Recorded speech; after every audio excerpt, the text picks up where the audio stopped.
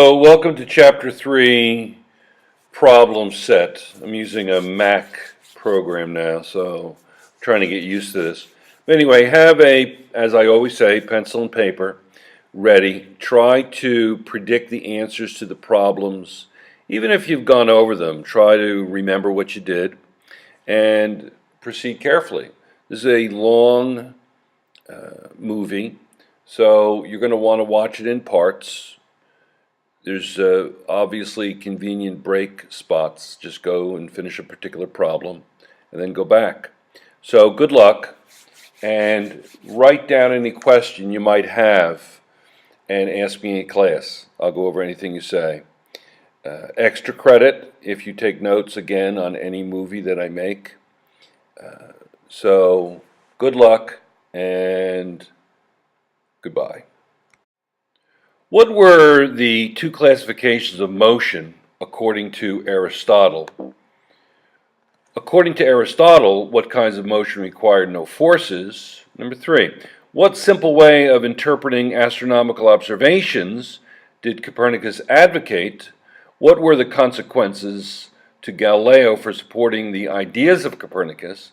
And who relied on experiment, Aristotle or Galileo? Now, what you're going to want to do is you're going to want to watch the scientists' video, and those videos will answer these particular questions.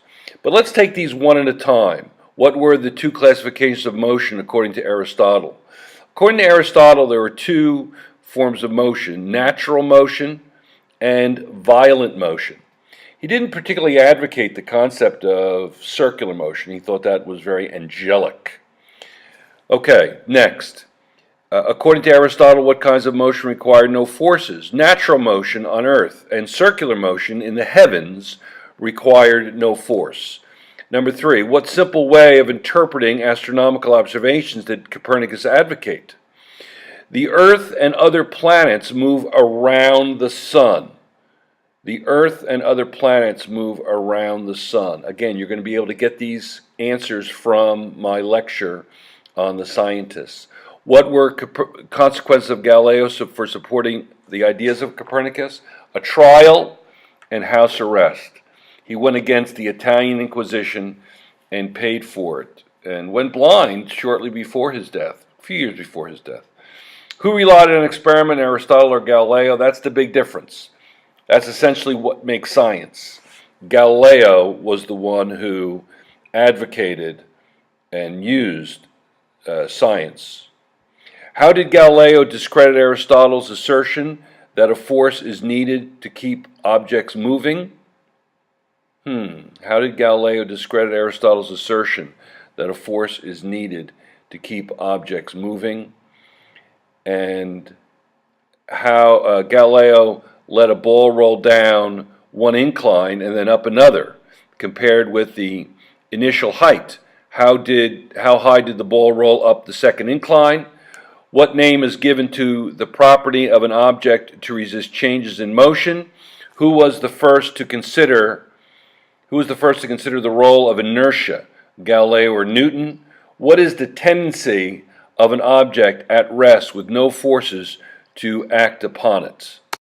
So, how did Galileo discredit Aristotle's assertion that a force is needed to keep objects moving? Galileo discredited Aristotle's notions with his experiment on inclined planes. And Galileo let a ball roll down the incline, etc. It rolled almost to the same height. And what is the name given to the property of the object to resist change? It's inertia. And who was the first to consider inertia, Galileo or Newton? It was Galileo. Newton incorporated in a fundamental law that underlies all motion. So Newton was kind of an editor. What is the tendency of an object at rest when no forces act on it? It's the tendency to remain at rest, and that is inertia. That is inertia. Okay, what is the tendency of a moving object when no forces act on it? Anybody in the class here? What's the tendency for it to do? Anybody? This is my senior physics class, and they're You didn't hear what I said? It's on the board. The tendency is to move in a straight line at a constant speed indefinitely. So what is the tendency of a moving object when no forces act on it? To move in a straight line at a constant speed indefinitely. What is the relationship between mass? What relationship does mass have with inertia? Anybody? Mass is a measure of inertia. More mass, more inertia, more force to change state of motion. Okay, the next one is what does it mean to say mass and weight are proportional to each other? If one increases or decreases, the other changes in the same way, mathematically the same factor. When does an object with twice the mass of another weigh twice as much? When the objects are in the same location, like they're both on Earth or they're both on the same planet, that sort of thing. Okay, what do you feel when you shake something to and fro? What do you feel when you hold it against the pull of gravity? You feel the mass. When you shake something back and forth, even if you're in space without gravity, you're still going to feel the mass. It'll feel like it has weight. What is the standard unit of measure for mass? Anybody? Kilograms. What is the standard unit of measure for weight? Newtons. Very good. What is the weight of a 1 kilogram brick? 10 newtons. Very good. Very good. How fast are you moving relative to Earth when you are standing still? How fast are you moving relative to the sun? When you're standing still, how fast are you moving relative to the Earth? 0. If you're in a smooth riding bus that is going 40 kilometers per hour and you flip a coin vertically, how fast does the coin move horizontally while in midair?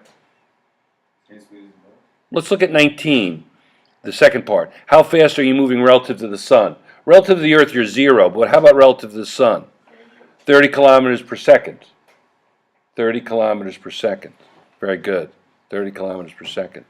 And then 20, how fast does the coin move horizontally while in midair? The coin's horizontal speed is the same as the bus speed. So it would be 40 kilometers per hour because the bus is moving 40 kilometers per hour. That's the speed of the coin. That's very important. Do you get that? You're sure? You sure? Okay. Now let's look at this. Rank each of the following scenarios in order of the quantity or property involved. Okay? Different materials rest on a table. Okay? Let's come back to this. I'm going to extend the time frame, so we'll be right back. Okay, we've extended the time. All right, we have looks like a 12 kilogram block of sand or bag of sand, a 15 kilogram iron, 10 kilograms of water, and a 2 kilogram pillow. From greatest to least, rank them by how much they resist being set into motion. So how would you rank them? I would go probably, what do you think? I would go B, A, C, D. B, A, C, D. So according to weight. Very good, okay. From greatest to least, rank them by weight. I think we just did the same thing. B, A, C, D would be ranked according to weight. Would you agree, Mohammed? Would you agree? Thank you very much. Yes. That was very good. Excellent. Okay. And then you want to, from greatest to least, rank them by the support, normal force, the table exerts upon them. So wouldn't the normal force be the same as the weight? So wouldn't it be the same? B, A, C, D. Would you agree there, Omar? Excellent. I'll tell you. Omar knows. And that's what I would say, B, A, C, D, unless I'm completely wrong. Am I wrong? Am I just saying to you that I'm not wrong, or am I wrong? B, A, C, D. That's absolutely, positively, 100% correct. Okay, now, what's next? Let's go on to the next slide. And it is going to be, let me change the timings on this. As I try to get used to this filming, this one is done, but the next one is going to be a hockey puck. Now, 3 hockey pucks. Now, as you see, A, B, and C, it says the 3 pucks are sliding across the ice at noted speeds, 2, 4, 6. Air resistance and ice friction are negligible. Rank them from greatest to least by the force needed to keep them going, and rank them from greatest to least by the force needed to stop them. If they're sliding across the speed and there's negligible friction, they're probably moving at a constant velocity, as is said there. So if they're moving at a constant velocity, then they all should be equal. It says rank them from greatest to least by the force needed to keep them going. So they're all going to be 0. 0 equals 0 equals 0, correct? Now, which one would be the hardest one to stop, though? Which one would be the hardest one to stop? Anybody? Which one? C would be harder, and then what would be next harder? B, and then A. Very good. So you would rank them from CBA the other way. Clear? So what is the relationship, therefore, between velocity and forces? We really haven't talked about that, have we? That's actually the next unit. When we talk about velocity and forces, we're really talking about the next unit. Okay, let's see what's in store for us for the next set of frames. Okay. It says, if a woman has a mass of 50 kilograms, calculate her weight in newtons. Can anybody do that? 500 newtons. It would be 500 newtons. Very good. So let's just keep this going. I'm trying to move it across to see where I am. How do I move this across? Shall we stop it for now and see what we can do? So 1 newton equals 1 kilogram meter per second squared. So if it's 50 kilograms, it would be 50 times what? 50 times the acceleration, which would be 10, and then that would be 500 newtons. So the answer would be 500 newtons. All right, so let's stop this and see where we are. Oh, here's the next one. Okay, the next one's already up. Calculate in newtons the weight of a 2,000 kilogram elephant. Calculate in newtons the weight of a 2,000 kilogram elephant. 20,000 what? 20,000 newtons, and there it is. Very good. Excellent. We're waiting for number 25 to show up. As we talk, between slides, I'll talk a little bit about the physics involved here. Next time, oh, here it is already. Okay. I feel like I'm at a baseball game, the commentator of a baseball game. You know, baseball games run a little slow. Calculate in newtons the weight of a 2.5 kilogram melon. What would the weight of a 2.5 kilogram melon be? 25 newtons. Very good. And what about its weight in pounds? What would the pounds be? Well, America doesn't really have a distinction between mass and pounds, although they do, but it's not common. We commonly exchange weights for pounds. You see, that says 1 kilogram equals 2.2 pounds. So 1 kilogram is mass, 2.2 pounds is weight. So we kind of interchange mass and weight in the United States. So 2.2 times 2.5 kilograms would be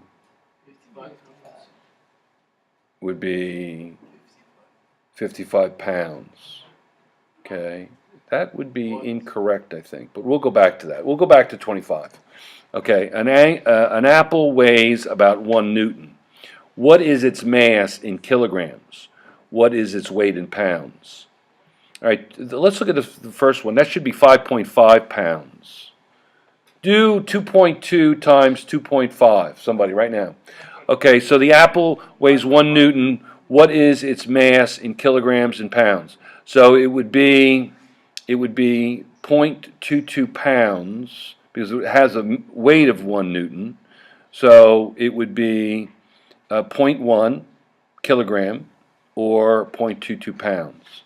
Okay, let's stop this and we're going to go back to the other one, okay, the former one. All right, we'll stop this for a moment. You know, I'm not going to redo that slide, but just keep in mind that number 25, that should be 5.5 pounds because 2.2 times 2.5 kilograms is going to be 5.5. I don't know why that was just a miscue.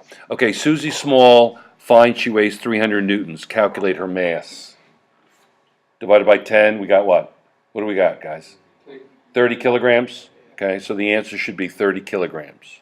So we have FW equals mg. Okay, we know that, so it's going to be 300 equals m times 10, divide through by 10, and we have 30 kilograms. Are we easy on that? Are we good? There's the equation. Okay, a little crazy. How many people feel that that is a little bit overdone? I'm a little bit crazy with this. Yeah. Do you understand this? You get it? The bear? Okay. The bear gets it. Excellent. That's important. Remember, free the bear. Okay.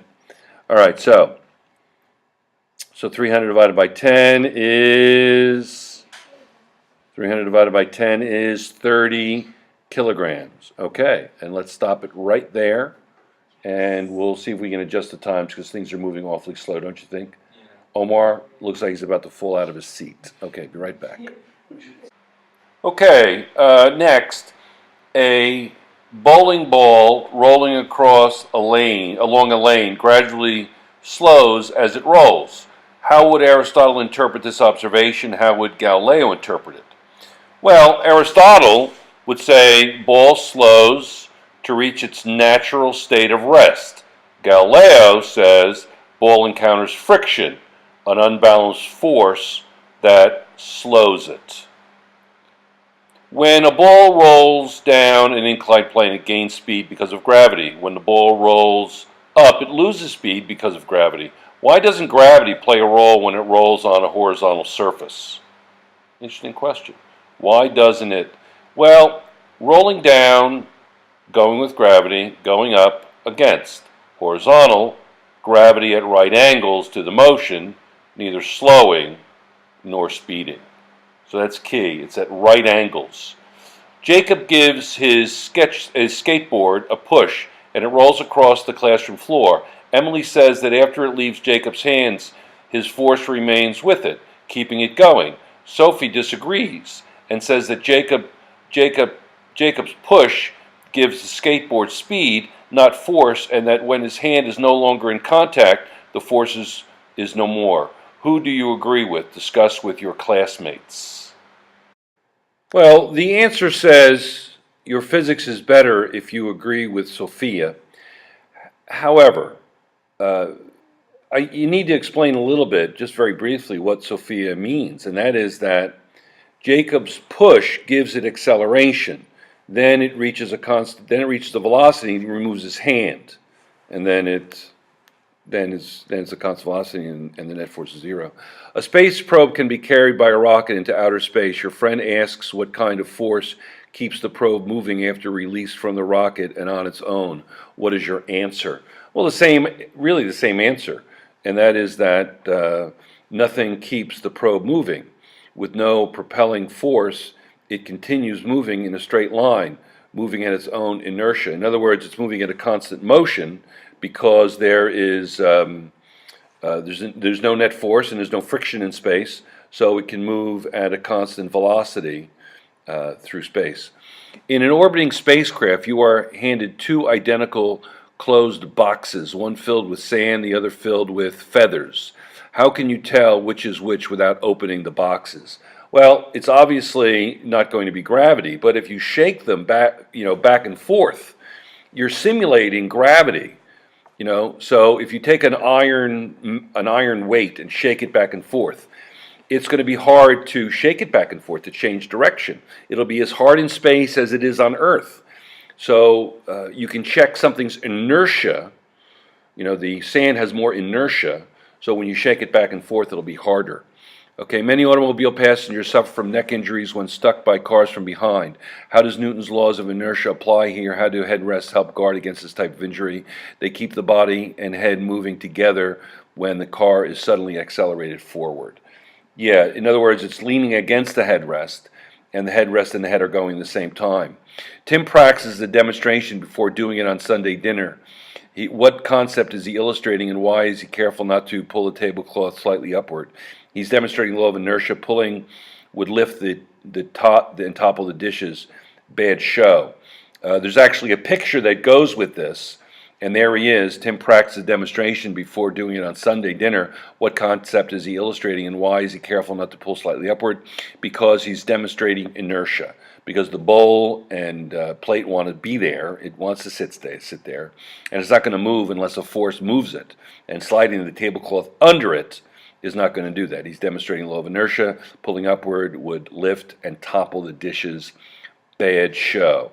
So that's what he's actually doing. So it's demonstrating, you've seen that show, you've seen that trick or heard about the trick, and it's actually a physics demonstration on the first law of motion, the law of inertia. Suppose you place a ball in the middle of a wagon that is at rest and then abruptly pull the wagon forward. Describe the motion of the ball relative to the ground and the wagon. Well, the ball is going to want to stay where it was. So the ball is going to go backwards if you bring the wagon forward because of inertia. The ball doesn't want to move. Except for some change in motion due to friction, there will be no motion of the ball relative to the ground, but relative to the wagon. The ball will move toward the back. So the ball will roll backwards, but understand this, that there's no motion relative to the ground. It's relative to the wagon. It wants to stay zero with the ground. And then you have to pull the wagon across the lawn at constant velocity. You have to exert a steady force. Does this fact contradict Newton's first law, which tells us that motion with constant velocity indicates no force? No. The key is net force. Your steady force overcomes the friction, then net force is zero, and the applied force overcomes friction to produce no net force. When a junk car is crushed into a compact cube, does its mass change, its volume change, or its weight? Let's wait for the answer. So you're crushing something. The mass is going to be the same. No, yes, no. So the mass is the same, the volume changes, but the weight stays the same as well. And that makes sense. It has the same matter before and after being crushed. If an elephant were chasing you, its enormous mass would be very threatening. But if you zigzag, the elephant's mass would no longer be an advantage. Why? Because of the large mass, the elephant would have difficulty in zigzagging, in changing its motion. Zigzagging is just another way of describing something moving back and forth. Okay, when you compress a sponge, which quantity changes? Mass, inertia, volume, or weight? It's volume that changes, only volume. The mass, therefore, the inertia are the same because of the same amount of matter present. The weight is the same because there is no difference in the gravitational force upon it. Let's take a break. Okay, which has more mass, a 2-kilogram fluffy pillow or 3-kilogram small piece of iron? More volume. Why are your answers different? Is it more accurate to say that a dieting person loses mass or loses weight? Let's take both of them together. Well, the iron has more mass but less volume. Answers different because they address completely different topics. In other words, density. You have to look at density. The density of the iron is greater, so it'll have less volume. Okay, and when you diet, you lose mass. You can lose weight if you go to outer space or top of a mountain, but the mass you lose still has weight. So it's a little bit of an ambiguous question. Here I have a large steel ball, and it's tied with a top rope and a bottom rope, and a hand is pulling down on the bottom rope. A massive ball is suspended by a string and slowly pulled by another string attached to it from below as shown. Is the string tension greater in the upper or the lower string? Which string is more likely to break, and which property, mass or weight, is more important here? And also, if the string is instead snapped downward, which string is more likely to break? Is mass or weight more important? Okay, in A, it's the upper string because it supports the weight of the ball in addition to your pull. The lower string supports only your pull. The upper string is more likely to break. Weight is more important here. Weight is more important here. Let's look at B. And the answer would be to B, if you jerk down on it, if it's snapped downward, what's going to happen?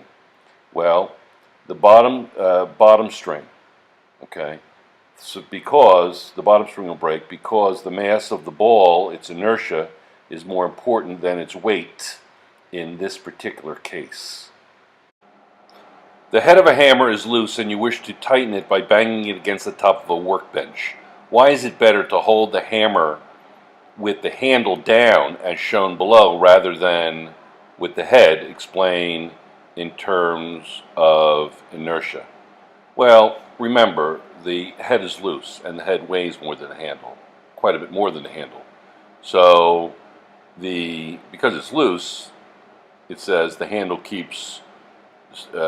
stops when it hits the bench, but the relatively heavy head tends to keep moving. The head moves towards the handle and tightens by itself. Then you put a little bit of a nail in the top and that spreads the thing and it makes it very tight.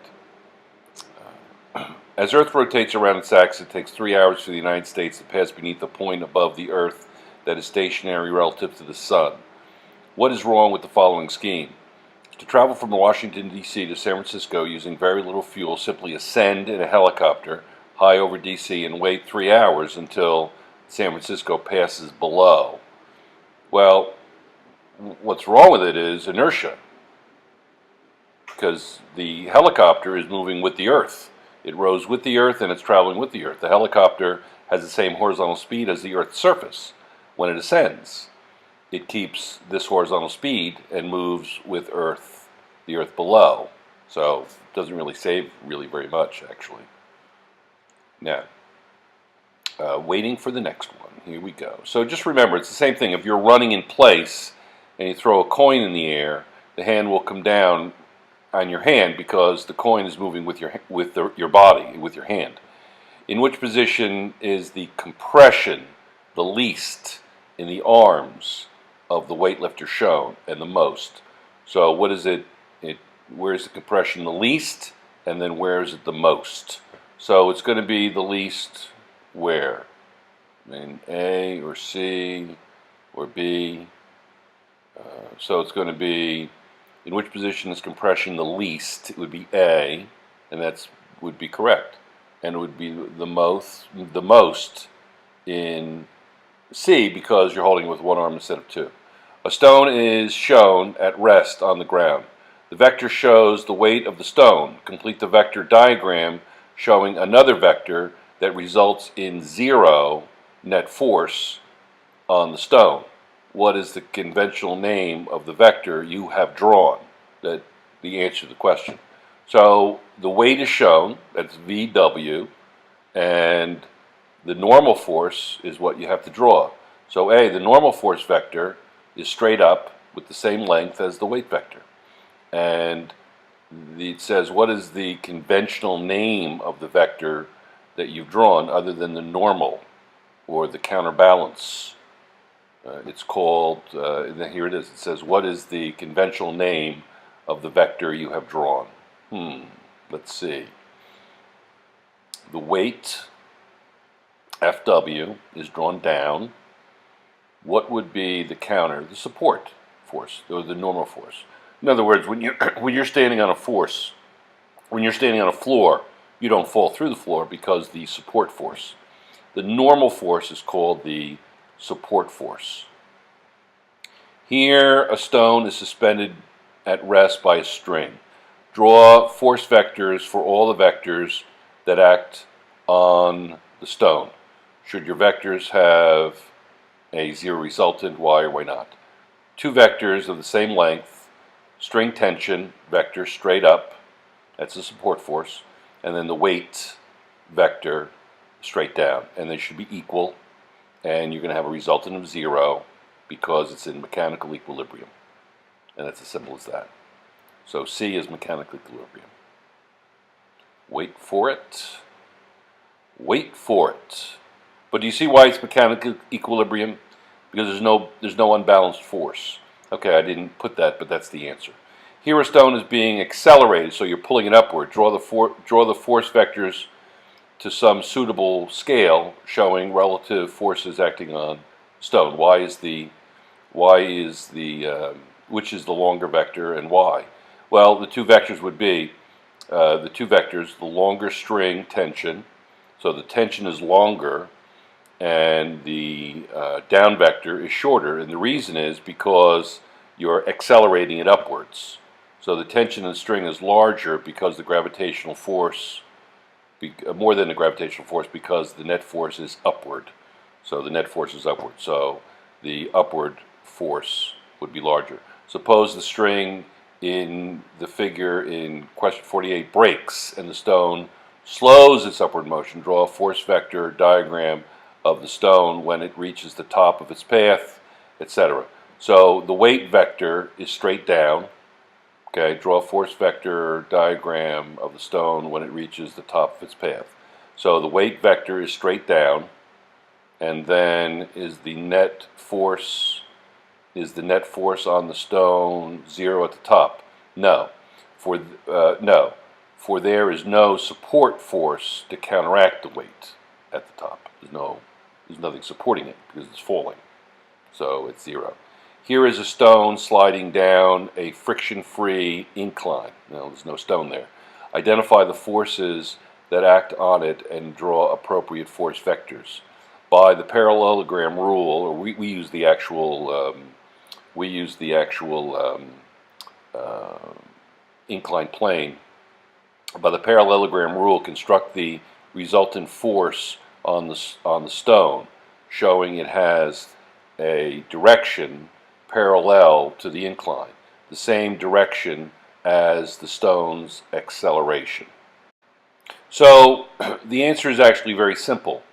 The three vectors are: the weight is straight down, the portion of the weight that is perpendicular to the ramp is the normal force or the support force, and the portion of the weight that is the actual resultant, or what we call the FP, is going to be parallel with the ramp. So the parallelogram rule, or if you're using an inclined plane and trigonometry, the answers are basically the same. You have three forces: perpendicular, parallel, and perpendicular with the ground. Next, number 51. Calculate your own mass in kilograms and your weight in newtons.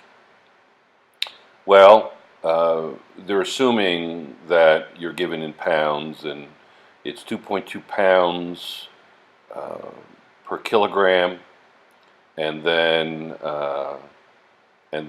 if you, that's my mass. I'm about 220 pounds, so my mass is 100 kilograms, and then I would be 1,000 newtons. So they're assuming that you are